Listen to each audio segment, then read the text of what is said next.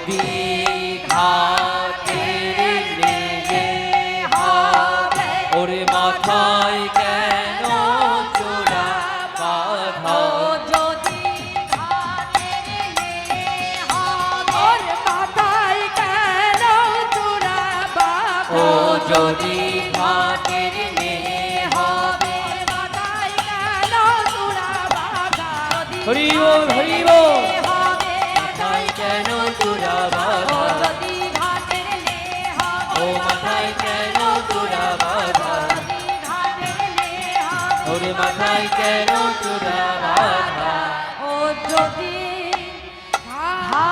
ঘাটের নেয়ে হবে ওগো বাড়াই ওই কে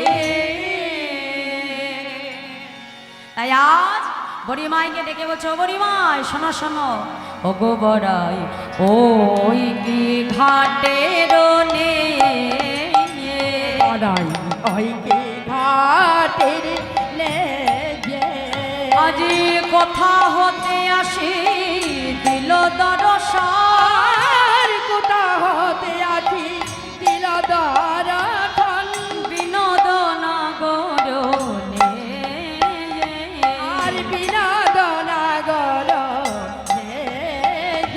আজ বিনোদন গরনে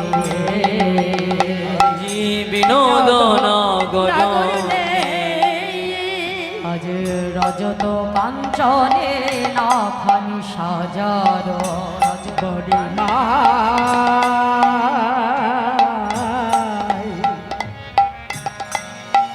বড়ি মাই অগো বড়ি মাই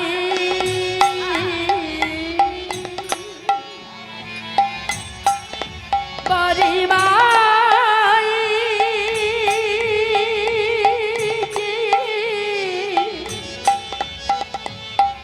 বড়ি মাই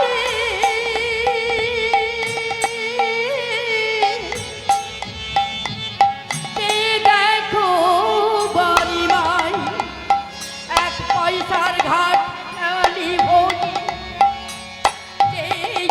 দেখো বড়ি মাই বড়াই বড়াই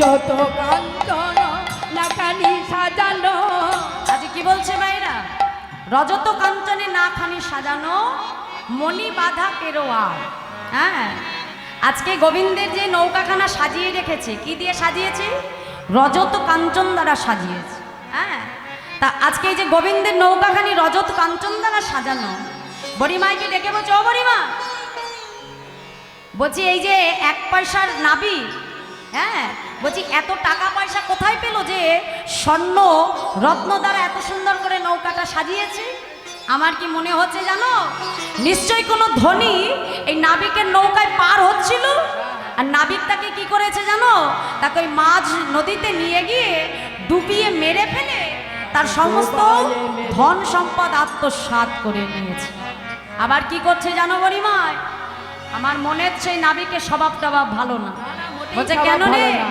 বলছে আরো কি করছে দেখো বড়িমায় ভালো করে চেয়ে দেখো হাসিতে হাসিতে গীত আলাপিছে হাসিতে হাসিতে গীত আনা হাসিতে হাসিতে গীত আলাপিছে হাসিতে হাসিতে গীত আনা পিছে ভুলাইছে ওরা নয়া চুলাই চিরাঙ্গারাখি আমার চড়াইয়া নাই কি জানি কি চাই চড়াইয়া নাই কি জানো কি চাই চঞ্চল হরে দেখে চঞ্চল ইউহারে দেখি চঞ্চল হরে দেখি আমরা কহিব কংসের যোগানি আমরা কহিব কংসের যোগানি মুখে না হারিব কে মুখে নারিব কে আজ দাস জগন্নাথ কয় শশী ষোল কলা, দাস জগন্নাথ গাই সতী চলো পালা, পেলে কি ছাড়িবে রাহু, পেলে কি ছাড়িবে রাহু, আজ পেলে কি ছাড়িবে রাহু। বড়িমাই বলছে শোন রাধে, যদি কিছু বেধক দেখি তাহলে আমরা যখন রাস্তাঘাটে বিপদে পড়বেন বাবা, দেখবেন বড় কারোর নাম করলে বিপদ থেকে উদ্ধার হওয়া যায়। তা এই মাঝি যদি আমাদের সঙ্গে তেমন কিছু করে, আমরা তাকে ডেকে বলবো আমরা হলাম কংসের যোগানি, আর দেখবে ওই কংস রাজার ভয়ে মাঝি আমাদেরকে ছেড়ে দেবে, আর বিপদ হবে না। হ্যাঁ, তাই আজ প্রেমময়ী রাধারানী সেই যমুনার তীরে দাঁড়িয়ে দুটি বাহু উত্তোলন করে আজ সেই মাঝিকে ডাকতে লাগলেন, স্মরণ করতে লাগলেন। তাই বলছে দেখো দেখো আজ কেমন ভাবে স্মরণ করছে। হ্যাঁ, আজকে প্রেমময় রাধারানী দুটি বাহু উত্তোলন করে মা, এটা শুধু রাধারানীর ডাক নয়, আমাদেরকেও দুটি বাহু উত্তোলন করে ভগবানের কাছে এমনভাবেই ডাকতে হবে। কেমনভাবে ডাকছে আমার রাধারানী, বলছে দেখো দেখো, বলি গরে ও নাইয়া রে,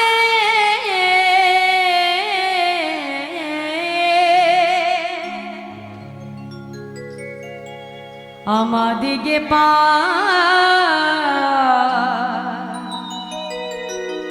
করে দে, ও নেয়া রে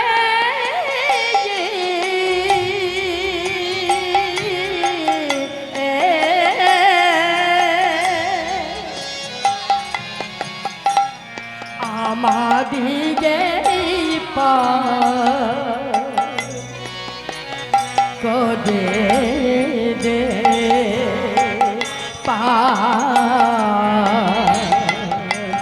করে দে, ওরে ও নাইয়া রে,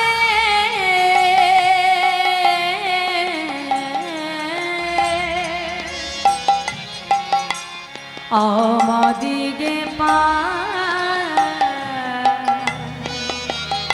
ওরে দে, পা ওরে দে, ওরে ও নায়া দে,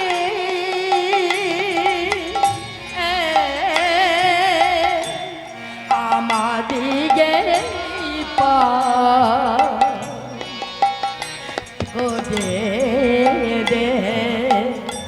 তাই আজ রাধারানী আমার নাইয়ারে বলে যখন দুটি বাহু উত্তোলন করে ডাকছে মা, তা আজকে রাধারানী যেমন আত্মনাদ করে ডাকছে, ঠিক আমাদেরকে গোবিন্দর চরণে এমনভাবে আত্মনিবেদন করে ডাকতে হবে মা। দেখো সারা জীবন আমরা ভগবানকে ডাকি কিসের জন্য? নিজের আত্ম ইন্দ্রিয় সুখের জন্য। প্রভু তুমি আমাকে বাড়ি দাও, বিষয় দাও, স্ত্রী দাও, পুত্র দাও, সন্তান দাও মা। সর্বদাই বিষয় বাসনায় আমরা মত্ত হয়ে থাকি, কিন্তু যেজন প্রকৃত ভক্ত হয় জাগতিক জগতের সুখ কখনো ভগবানের কাছে কামনা করে না। যেজন ভক্ত হয় তার চাওয়াটা কেমন হয় জানো মা? যেমন হরিদাস ঠাকুর শেষের দিনে নিজের জন্য চেয়েছিল কি, প্রভু যেদিন এই দেহ থেকে প্রাণ পাখিটা উড়ে চলে যাবে সেদিন তোমার কাছে আমার একটাই বাসনা দয়াময়, সেদিন হৃদয়ে হেরিব তোমার ওরাঙা চরণ, নয়নে দেখিব তোমার ওচদ বদ, জিহ্বায় উচ্চারিব মধুর কৃষ্ণ নাম, এই রূপে বাহির হয় যেন মোর প্রাণ। যবনকুলে জন্মগ্রহণ করেছিলেন তিনি, মহাপ্রভু শ্রীবাস অঙ্গনে হরিনাম করে হরিদাস ঠাকুর দূরে দাঁড়িয়ে থাকে, প্রবেশ করতে পারে না, পাছে প্রবেশ করলে হরিনাম বন্ধ হয়ে যায়। মহাপ্রভু একদিন হরিনাম গাইতে গাইতে হঠাৎ করে হরিদাসের দিকে অঙ্গুলিতে হেলন করে ডাকছে, হরিদাস কাছে এসো। দূরে দাঁড়িয়ে দাঁড়িয়ে মাথা নাড়ছে, না দয়াময়। কেন কাছে এসো বলছি? এই যে দেখছো না আমার এত ভক্ত আমাকে ঘিরে হরিনাম করছে, তুমি আমার কাছে এসো হরিনাম। গৌর হরি, আজ আমি যদি তোমার কাছে যাই প্রভু, তোমার সকল ভক্তরা যে তোমায় ছেড়ে চলে যাবে দয়া কর। কেন হরিদাস, তুমি আমার কাছে এলে আমার ভক্তরা আমায় ছেড়ে চলে যাবে কেন প্রভু? আমি যে অসুচি, আমি যে অস্পৃশ্য। হরিদাস, আমি তোমাকে ডাকছি, তুমি তাও আসবে না। শোনো হরিদাস, মুচি হয়ে শুচি হয় যদি কৃষ্ণ ভজে, আর শুচি হয়ে মুচি হয় যদি কৃষ্ণ তারি ত্যাজি। হরিদাস, যে বদনে তুমি সদা সর্বদা হরিনাম করো, সেই দেহ কখনো অপবিত্র হতে পারে। কাছে এসো বলছি, কাছে এসো বলছি হরিদাস, আর দূরে দাঁড়িয়ে থেকো না। চিৎকার করে উঠলো হরিদাস ঠাকুর, গৌর হরি, গৌর হরি। আজ আমার মতো অধমকে তুমি তোমার চরণে ঠাঁই দিলে প্রভু। হরিদাস, এই যে আমার এত ভক্ত দেখছো না, সবাই আমার কাছ থেকে কিছু না কিছু চেয়েছে। আজ আমার মনে বড় বাসনা, আমি তোমায় কিছু দেব, তুমি আমার কাছে চাও হরিদাস। প্রভু, আমি কার জন্য চাইব দয়াময়? আমার যদি কোনো কিছু চাইতে হয় আমি তোমার জন্য চাইব প্রভু। না না হরিদাস, তুমি তোমার জন্য চাও। বেশ দয়াময়, জানো তো প্রভু, এ জগতে একজন পিতামাতা একটি সন্তানের বাসনা কেন করে? যাতে পিতামাতা যখন দেহ রাখে, ওই সন্তান নিজে হাতে পিতামাতার অন্তিম ক্রিয়া সমাধা করে। কিন্তু দয়াময়, এ জগতে তো আমার আপন বলতে কেউ নাই। যেদিন থেকে আমার জ্ঞান হয়েছে সেদিন থেকে আমি জেনেছি তুমি আমার মাতা, তুমি আমার পিতা, তুমি আমার ভাই, তুমি আমার বন্ধু প্রভু। তাই কথা দাও দয়াময়, যেদিন এই দেহ ছেড়ে আমি চলে যাব, শেষের দিনে তুমি আমার পুত্র সন্তান হয়ে নিজের হাতে আমার অন্তিম ক্রিয়ার সমাধান করবে। কথা দাও হরিদাস, আজ আমি কথা দিলাম যে কাজ জীবনে কখনো কোনো ভক্তের জন্য করি না। আজ আমি কথা দিলাম, শেষের দিনে আমি তোমার পুত্র সন্তান হয়ে নিজের হাতে তোমার অন্তিম ক্রিয়া সমাধা করব। নিতাই গৌর হরি বল, হরি বল। তাই মাগো, আমাদেরও প্রভুর চরণে দুফোঁটা নয়নে জল বরিশন করে কেঁদে কেঁদে বলতে হবে, প্রভু গো, যেদিন দেহ ছেড়ে যাবে উড়ে আমার এই পরাণ পাখি, ভগবানের কাছে অনেক তো চাই মা, কিন্তু শেষের দিনে বাসনাটা যেন এমন থাকে প্রভুর কাছে। নয়ন জলে বক্ষ ভাসিয়ে কেঁদে কেঁদে বলতে হবে, প্রভু গো, যেদিন দেহ ছেড়ে যাবে উড়ে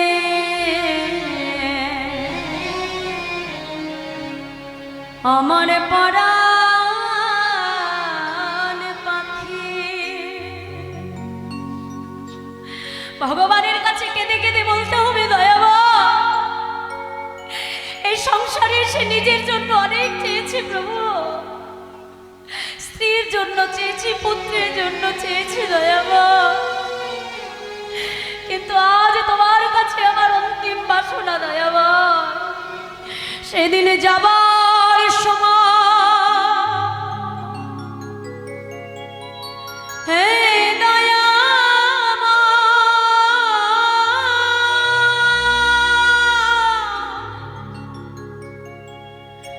তোমার চাঁদ বদন যেন দেখে, সেদিন যাবার সময় নয় গৌর হরি হরি বল।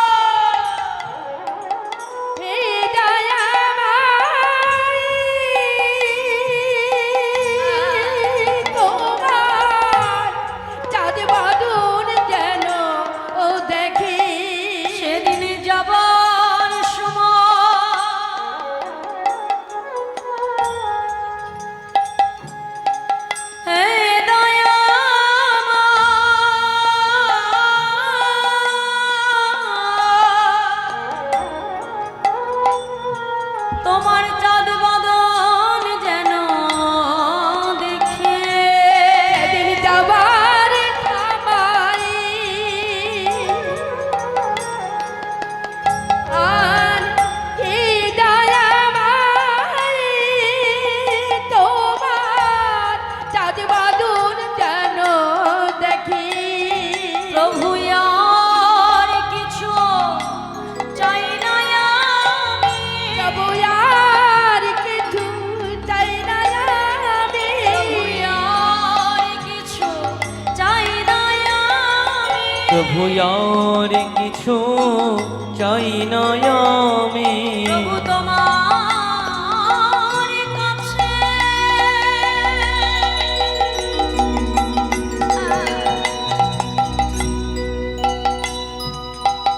এই নিবেদন যেন বদন দেখে যেতে পারি আর তোমার কাছে এই নিবেদন যেন নাম বদন গাইতে যেতে পারি তোমার কাছে এই নিবেদন নাম গাইতে গাইতে যেতে প্রভু আর তোমার কাছে এই নিবেদন নাম গাইতে গাইতে যেতে পারি আর তোমার কাছে এই নিবেদন নামে গাইতে গাইতে যেতে পারি আর তোমার কাছে এই নিবেদন নাম গাইতে গাইতে যেতে পারি তাই বাবা শেষের দিনে প্রত্যেক ভক্তের বাসনাটা যেন এমনই থাকে বাবা।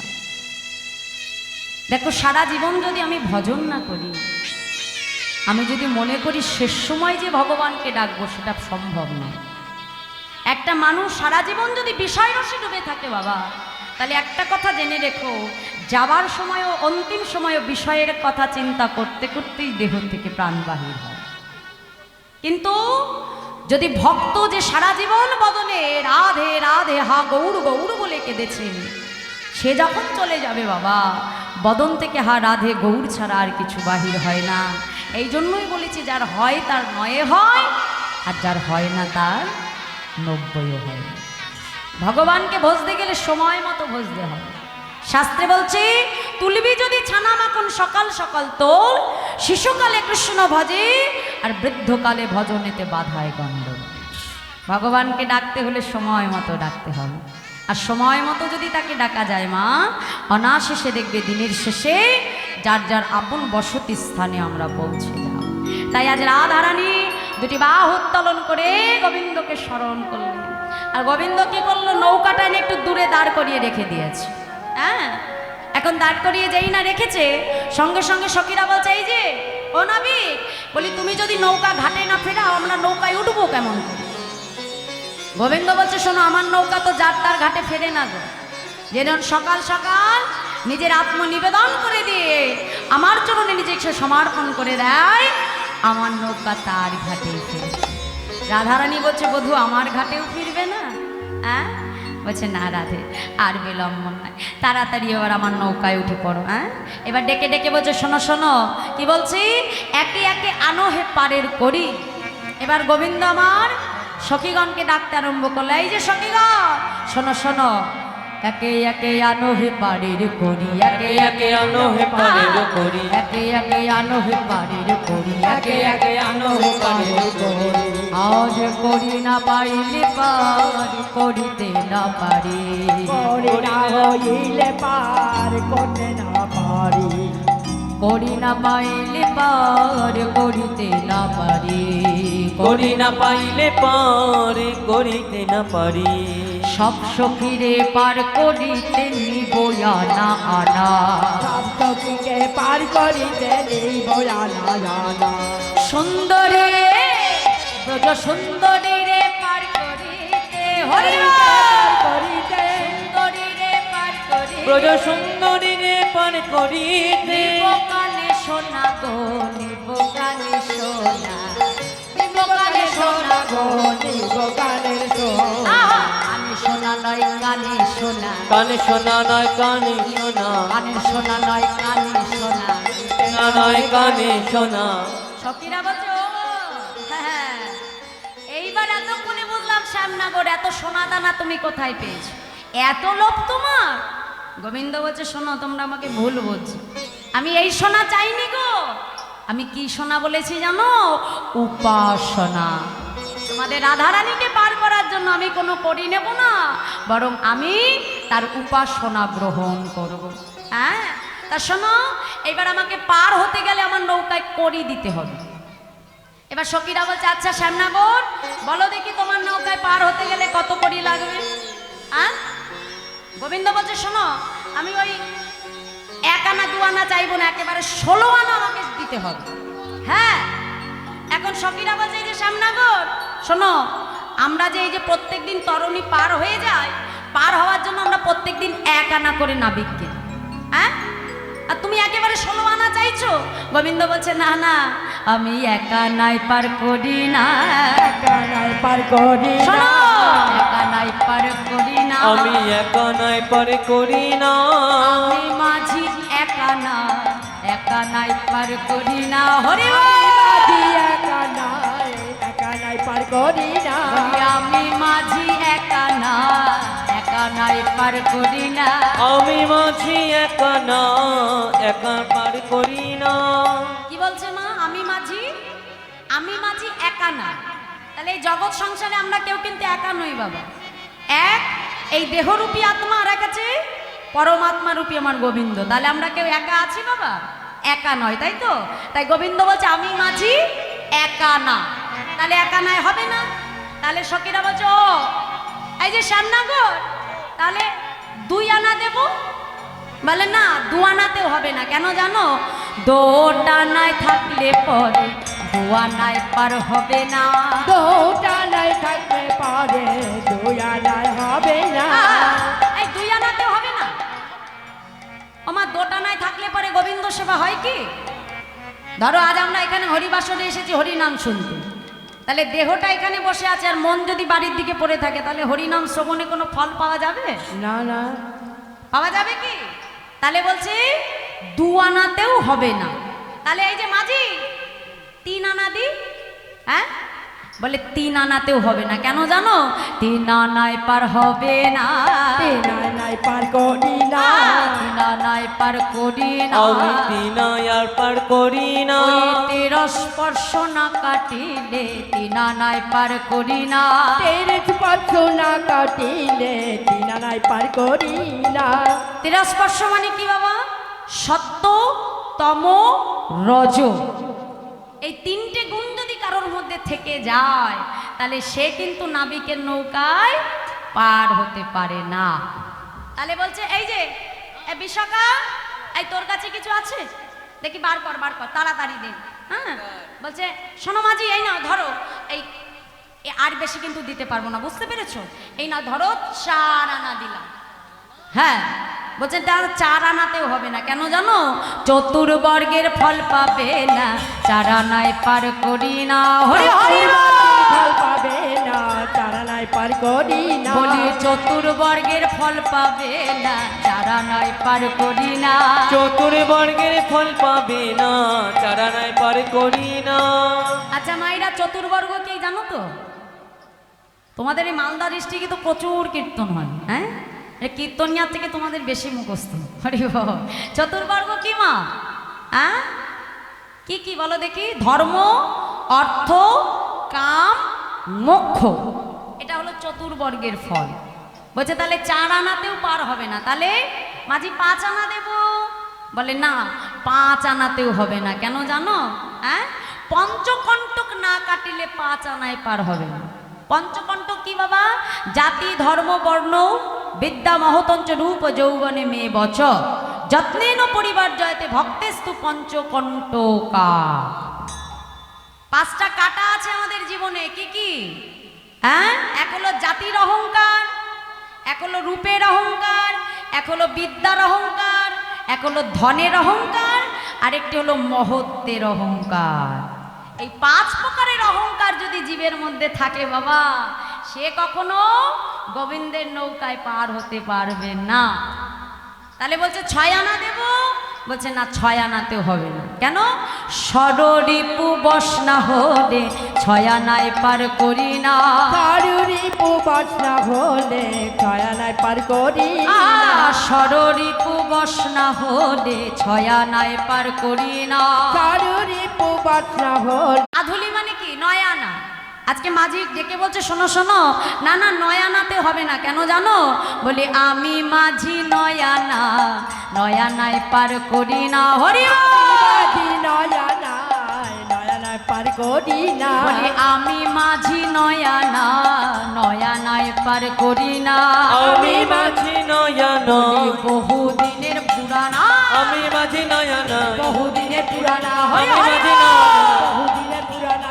আমি মাঝি 9 আনা, বহুদিনের পুরানা। আমি মাঝি 9 আনা, 9 আনায় পার করি না, 9 আনায় পার করি করি না। তাহলে আমার গোবিন্দ কি বলছে? আমি মাঝি 9 আনা। নয়া মানে কি? নয়া হিন্দি ভাষায় নয়া মানে কি? নূতন। বলছে আমি কি নূতন মাঝি পেয়েছো? ভগবান কি নূতন মাঝি নাকি বাবা? সেই দিনও যে পার করেছে, আজও পার করে যাচ্ছে, বহুদিনের পুরনো। তাহলে 9 আনাতেও হবে না। সর্বশেষে আজকে সখীরা হচ্ছে এসে বলছে, শোনো বধূ, এই শেষ কথা বললাম, 10 আনা, এর বাইরে আর 1 পয়সাও দিতে পারবো, 1 টাকা করে দিতে পারবো না। গোবিন্দ বলছে না, 10 আনাতেও হবে না। কেন? 10 ইন্দ্রিয় বশ না হলে 10 আনায় পার হবে। 10 ইন্দ্রিয় কি কি বাবা? 5টি জ্ঞান ইন্দ্রিয় আর 5টা কর্ম ইন্দ্রিয়, তাই তো? 5টা জ্ঞান ইন্দ্রিয় কি কি? হ্যাঁ, কি বলো দেখি? চক্ষু, কর্ণ, নাসিকা, জিহ্বা, ত্বক। আর 5টি কর্ম ইন্দ্রিয় কি কি? বাক, পাদ, পানি, পায়ু, উপস্থ। বাক মানে কি বাবা? বাক্য। পদ মানে কি? পা, চরণ। পানি মানে হাত, পায়ু, উপস্থ। এটা হলো 5টা কর্ম ইন্দ্রিয়। তাহলে এই 5টা জ্ঞান ইন্দ্রিয় আর 5টা কর্ম ইন্দ্রিয়, এই 10 রিপু গোবিন্দ চরণে বশ না হলে, সমর্পণ না হলে কিন্তু ভগবান প্রাপ্তি হয় না। তাহলে বলছে শোনো, 10 আনা পর্যন্ত যখন উঠেই গেছো, তাহলে এই 10-এ 6-এ যোগ করে দেও আমাকে 16 আনা। তাহলে বাবা এখানে একটা প্রশ্ন জাগলেই পারে, 8 8-এ যোগ করলেও তো 16 হয় কি বাবা, তাই তো? আমি 8 আর 8-এ যদি যোগ করি 16ই তো হবে। তাহলে কেন এখানে 10 আর 6ই যোগ করতে বলছে? হ্যাঁ, 10টা ইন্দ্রিয় আর 6টা রিপু, এই সম্পূর্ণ দেহখানা যদি, এই দেহরূপী নৌকা যদি তার চরণে সমর্পণ না হয় বাবা, কখনো গোবিন্দ প্রাপ্তি হয় না। তাই আজ রাধারানী সখীদেরকে ডেকে বলছে, শোন, আমি হলাম বৃন্দাবনে 64 কলার অধিকারিণী, শুনে রাখ সখী, ওই 16 আনা যদি তার চরণে সমর্পণ না করিস, তাহলে কখনো এই মাঝির নৌকায় পার হতে পারবি না। তাই আজ 16 আনা পারের করি চুকিয়ে দিয়ে একে একে এবার বধূর নৌকায় চেপে উঠছে। এবার সবার প্রথমে কে উঠলো? আজকে গোবিন্দ বলছে, বিনোদিনী পহিলে চাপিয়া গিয়া নাই। বিনোদিনী মানে কে গো মাইরা? হ্যাঁ, রাধারানী, তাই তো? তাই আজ গোবিন্দ আমার রাধারানীকে ডেকে বলছে, শোনো শোনো বিনোদিনী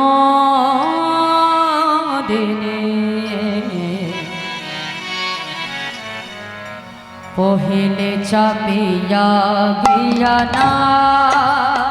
বিনোদিনী পহিলে চাপিয়া গিয়া নাই।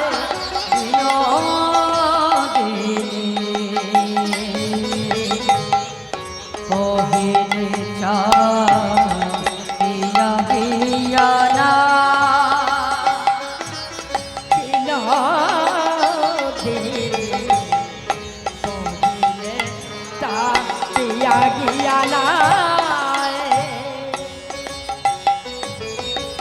বামেতে পসরা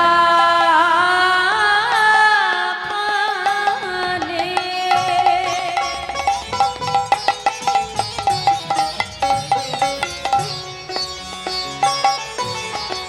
আবার দক্ষিণে ঘর মোটা টানে।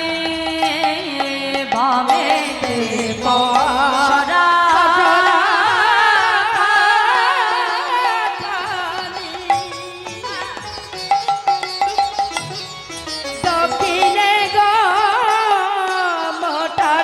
রানী আজ গোরা ঝাতে বসায়ে লতা বিনোদিনী বহিরে চাহিয়া গিয়া না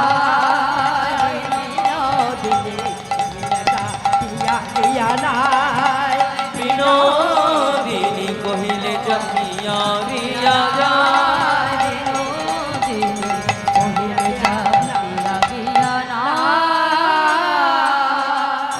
পহিছে কণ্ডারি স্নেহ গড়ে তেজ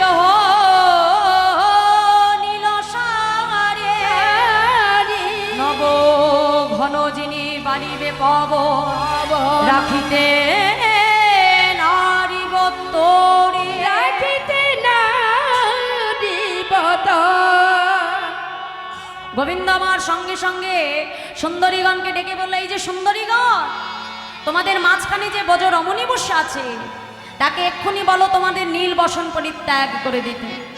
কারণ ওই নীল বসনকে যদি মেঘ মনে করে পবন দেব যদি ছুটে আসে তাহলে আমার এই জীর্ণ নৌকাখানি আমি আর রাখতে পারবো না।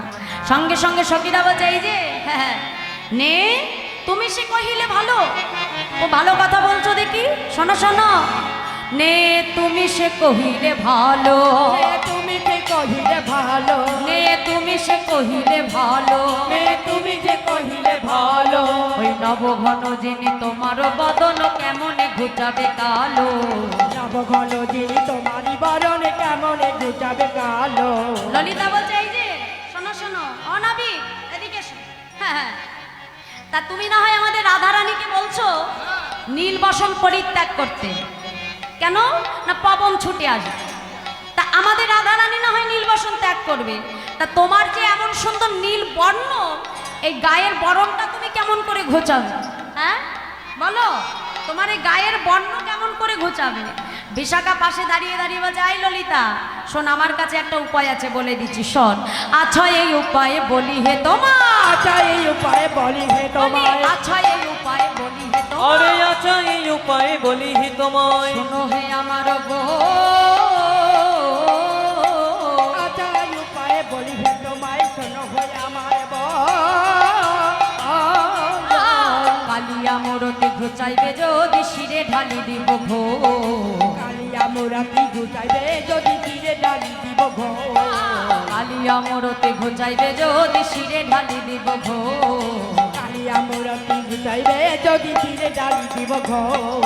এ বলো শুনিয়া অবনত হইয়া, বলো শুনিয়া অবনত আরে হইয়া, এ বলো শুনিয়া অবনত আরে হইয়া, কেবল শুনিয়া অবনত হইয়া, হলো চতুরনে বলো শুনিয়া অবনত হইয়া, করিল জগন্নাথে কহে বিলম্ব না সহে বিকি কিনি গেল বয়ে, জগন্নাথে কহে বিলম্ব না সহে বিকি কিনি গেল বয়ে। কি বলছে? আচ্ছা এই উপায় বলি হে তোমায়, শোনো হে আমারও বল, কালিয়া মুরতি ঘুচাইবে যদি শিরে ঢালি দিব ভো। তোমার কালো বর্ণটা একেবারে ঘুচে যাবে, কেন জানো বধূ? তোমার মাথায় যদি এক ভাণ্ড ঘোল ঢেলে দিই, হ্যাঁ কালো বরণ একেবারে ঘুচে যাবে। একবারে পদকর্তা লীলার এক পাশে দাঁড়িয়ে বলছে, না অত কষ্ট করা লাগবে না, ওই কালো অঙ্গ এমনি ঘুচে যাবে কবে না যেদিন এই বৃন্দাবন ছেড়ে, যেদিন ব্রজ ছেড়ে নদিয়ায় যে গৌর হবে, সেদিন ওই কালিয়া মূরতি একেবারে ঘুচে যাবে। তাই আজ সখীগণকে সঙ্গে লয়ে, প্রেমময়ী রাধারানীকে সঙ্গে লয়ে এইবার নৌকায় করে বধূ এসে পৌঁছালো মধ্য যমুনা। যমুনায় যে বলছে, শোনো এই যে রাধে, সেই সকাল থেকে নৌকা চালাচ্ছি তো বড় ক্ষুধা পেয়েছি, হ্যাঁ বলে এবার আমাকে কিছু সেবা দাও। এখন সখীরা ডেকে বলছে, বড়িমা কি নৌকায় তুলেছো বুঝতে পেরেছো? এখনো বিকি কিনি করতে গেলাম না, এখনই বলছে সেবা দাও। বলছে শোন, একে তো মধ্য যমুনায় এসে বসে আছে, তারপরে যদি ওই না খেতে দিস, যদি ডুবিয়ে মেরে দেয় তাহলে আর প্রাণে বাঁচতে পারবি না, যা বলছে তাই শুনেন। বলছে শোনো, আমি তো আবার যার তার হাতে সেবা করি না, আমি যার তার হাতেই সেবা করব। মানে কে? প্রেমময়ী রাধারানী। রাধারানী বিলম্ব না করে যেই না গোবিন্দকে সেবা দিয়ে দিলে, আর ওদিকে গোবিন্দ আমার কি করলো, বিলম্ব না করে বা ছলনা করলো, ছলনা করে কি করলো, সঙ্গে সঙ্গে চিৎকার করে ডাকছে, দেখো দেখো আজ ডুবিল ডুবিল ছলনা করে, আরে ডুবিল ডুবিল ছলনা করি, আজ ডুবিল ডুবিল ছলনা করে, ডুবিল ডুবিল ছলনা করি, বলে উচ্চৈস্বরে কহিল হরি, বলে উচ্চ স্বরে কহিলা হরি, বলি উচ্চৈস্বরে কহিল হরি, বলি উচ্চ স্বরে কহিলা হরি। দেখো গোরা ঝাঁপি উঠিলে গোজা, দেখো হরি হরি লোক আজ জল, দেখো গোরা ঝাঁপি উঠিলে গোজা, দেখো গোরা ঝাঁপি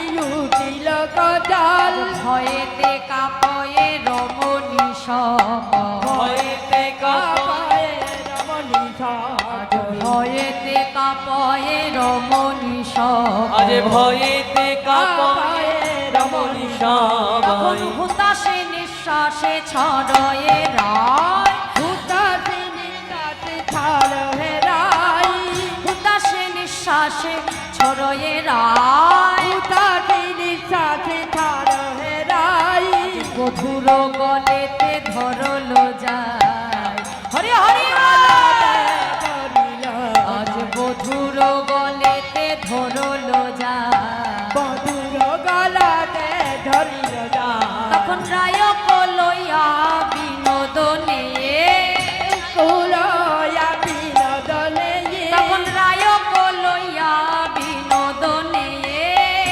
কুলয়া বিনোদনে, আজ ঝাঁপ দিল জলে আকুল হয়ে, আমি দিল জলে আকুল ঝাঁপ দিল জলে আকুল হয়ে, আরে ঝাঁপে দিল জলে আকুল আজ হয়ে। পুরিল দোহার মনের পুরিল হরি হরি দয়াল, পুরিল দোহার মনের পুরিল দুহার মনে দয়াল, আজ দূরে দেহরয়ে মাধবদা, দূরেতে হারায়ে মাধবদা, দূরে দেহরয়ে মাধবদা, দূরেতে হারায়ে মাধব আজ আনন্দ আর ধরে না, আজ আনন্দ আর ধরে না, আনন্দ আর ধরে না, আজ যমুনার বাঞ্ছা পূরণ হবে, আনন্দ আর